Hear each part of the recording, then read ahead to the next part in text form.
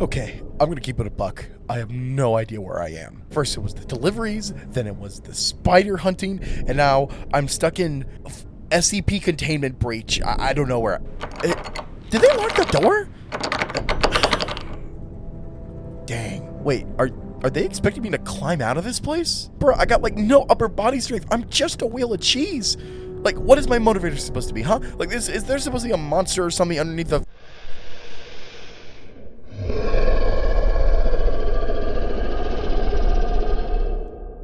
Oh, hell no. Welcome to another review. Today we're going to be talking about White Knuckle, made by Dark Machine Games and published by DreadXP. I found this game, like many avenues in my daily life, through Steam Demo Fest and fell in love with it with the gameplay loop and atmosphere. And because this game was recently updated with new areas to explore, now would be the great time to do a shorter video on this game while I work on multiple longer projects throughout the month. This game is an absolute hidden gem that is worth your time, and you know what? Markiplier played it. So... yeah, so grab your climbing spikes and pray to God that you got a grip, because we're going to climb out of this hellhole.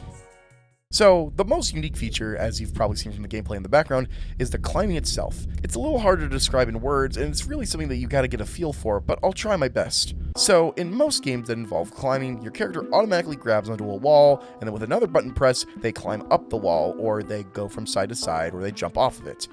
So, imagine this as vaulting in other games. Instead, White Knuckle's controls are tied around using your left and right mouse buttons for grabbing with your hands.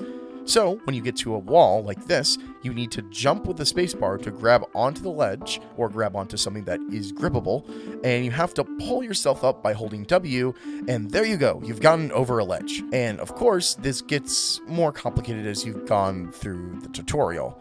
So, going up this ledge right here... oh, Jesus! Just like that, you complete the tutorial, and you gain a basic understanding of what the game's controls are like. There's some other mechanics such as weight and stamina that I want to go over, but I want to first say that the climbing in this game, once you get the hang of it, has the most control in any parkour-oriented game I've ever played. I've never felt more in control of my actions, and whenever there was an error that was caused, I usually attributed that towards me over-assuming or under-assuming what I had to do. What makes these controls work is that the game was designed for verticality in mind and takes full advantage of it. There's still going to be some moments where you have to jump over a ledge or do some more simple actions, but the game always knows what you're trying to do, and it makes you want to master it. Listen, if this can get any seal of approval from me, this game has a speedrun community and a speedrun timer built into it. And from the footage, holy shit, there's some people that can do some crazy stuff in this game. So yeah, the controls in this game are unique, and they really work, so great job. But now, I get to talk more about the bread and butter of this game, the items and upgrades. So how would you think something like this would be managed? Do you think it would be more of a hotbar? Would it be something similar? Well, they surprisingly went for an inventory system, but not in the traditional sense. So when you pick up an item, you are holding it in one of your hands, left or right. But as we just established, you need these to climb, which means as much as you've trained for, you're not going to climb out the entire way with one hand. So when you hit tab when holding an item, congratulations, now you can put stuff into an inventory, and you can stack as much as you want because there is no limit to how many items you can carry. So all the pipes and Katsani Tenno plushes you can think of can be stored right in your backpack. And of course, there is now a trade-off to this: being over encumbered. Whenever the outline in your backpack starts to turn red, it means that you are slowly becoming overweight and you need to drop something or use it. This means you'll pull yourself up slower, your jump height is reduced, and your normal walking speed and running speed are slow. The climbing and jumping speed being reduced is the most dangerous thing about trying to load up with items.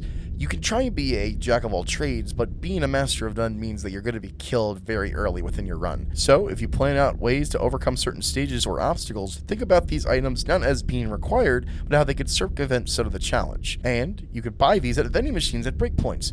With what, you may ask? Well, you like bugs? So, along your travels, you may see many kinds of insects. Some that kill you, some that try to harm you, but there's always like these little cockroach-looking things on the walls and the ceilings, and they just kind of scuttle around. First, you might just smash them with your hammer, or use your God-given right with your right foot, or you see some that are golden or silver. If you pick these up, congratulations, you now have found the currency of the game. Now at first, this may seem like a waste of time and weight, especially since these two weigh a decent bit once you find some, but these little bugs are going to carry you through the late game with some of the great upgrades and items that you can acquire from these vending machines. Some highlighted items include canned food, rebar with rope, wall spike, automatic wall spike, and Larry. Oh, Gucci, Gucci, Gucci, goo. Oh, shh. There's already a bird in here. He like found his way in.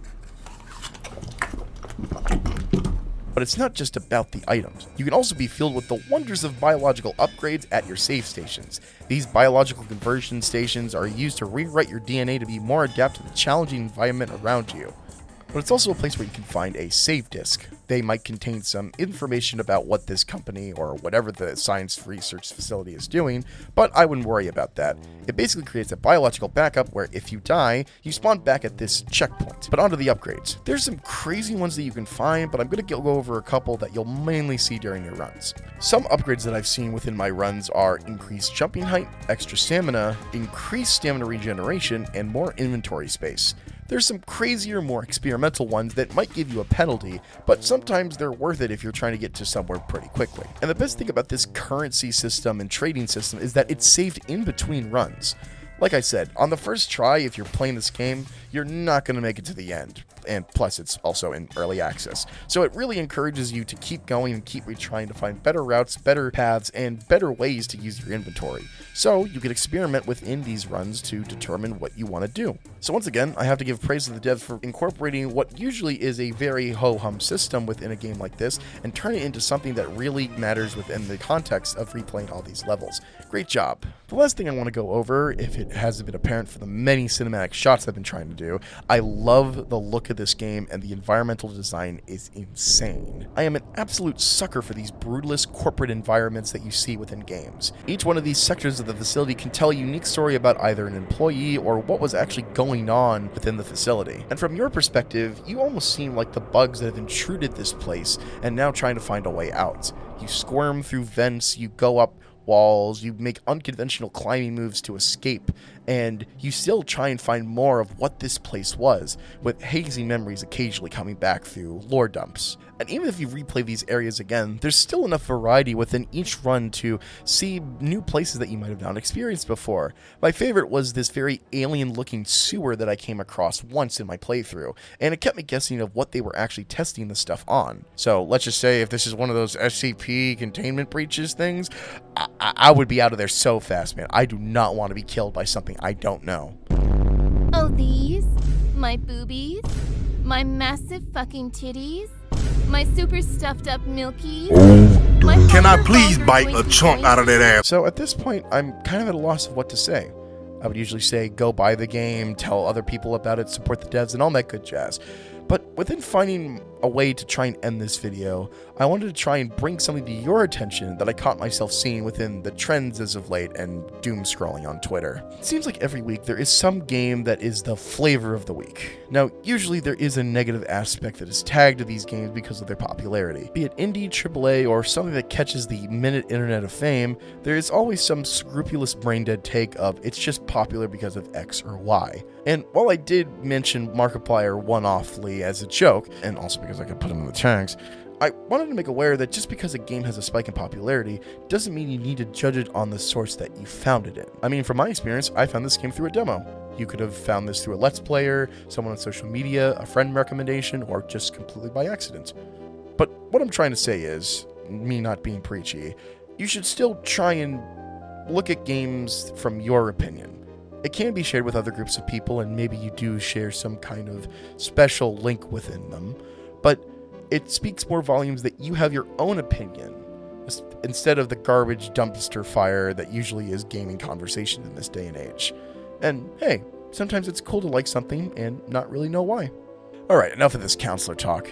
Anyways, this game was fantastic, and you should support the devs in the description below by buying the game. I also wanted to let you know that there is going to be another quicker video on Sunday like this, so I don't want to burn myself out quickly. I'm also finally getting over a sinus infection that was really wrecking my creativity, so thank you for being patient. Especially for the people that filled out the poll that I usually do, and you should check the post occasionally, because I want to try and post at least a couple times a week. But the next review I'm going to do is about a game that I've been currently obsessed with playing, and got my friend Muzunomi addicted to on stream. Bro, watch the jackpot I get be like diamonds or something.